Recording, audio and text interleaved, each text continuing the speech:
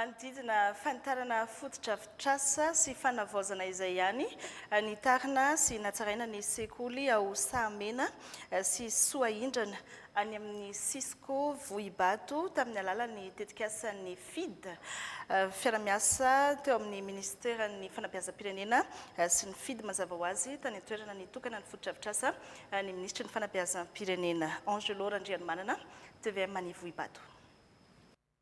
Vita ny efitrano tsekoly fanampiny ao Sahamena ary ny ao Soahindrana Cisco Vohibato fotodrafitrasa goavana tamin'ny alalan'ny projet d'appui à l'éducation des bases fiara-miasa ny banky iraisam-pirenena ary ny fitondram-panjakana malagasy nanampy akaiky tamin'ny famitana azy io ny FID taty Fianaratsoa tratra ny tanjona satria hivoatra ny lafin'ny fanabeazana ato Vohibato izay isany no tsidian'ny ministra ny fanabeazam-pirenena Saondra Malala Marie Michel ka nitokana ireo fotodrafitrasa ireo. Ireo sekoly ireo zany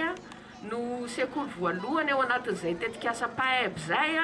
no vita soamatsara ankehitriny ka dia androany ny santarana azy sy anolorana azy ny reto kolonga reto. Rem-bangona dia eo amin'ny 700 eo ny tranon'efitra, ny efitra sekoly izay ho apetraka manerana ny Madagasikara. 700 zay nefa napetraka tamin'ny volana Novambra tamin'ny taona lasa teo miaraka amin'ny table banc moa izy io ka ny manaraka dia apetraka amin'ny volana avrily iny angamba ny efitrano sekoly 700 ambiny ka izany dia endrika anankiray entina anamariana fa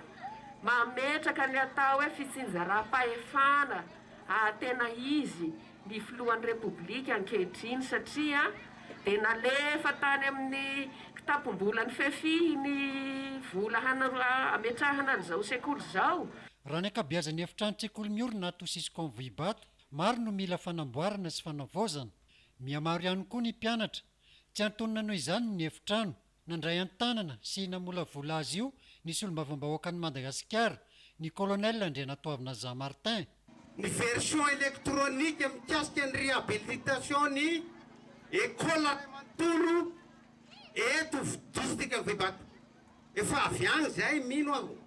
satria ny eto no nahazo an'izay talatany mamy misy laika Andrano Vohibato misy koa Andranomiditra misy torana ny président zao nahatonga ny zavatra rehetrarehetra zao. Ho an'ny Cisco Vohibato manokana nahazo anjara-trano tsekoly aorina miisa 20 amin'ilay tetikasa Paeb. Tsy diso anjara ihany koa ireo mpianatra tato amin'ny Cisco Vohibato fa notolorina aron'akanjo ary kapa avokoa.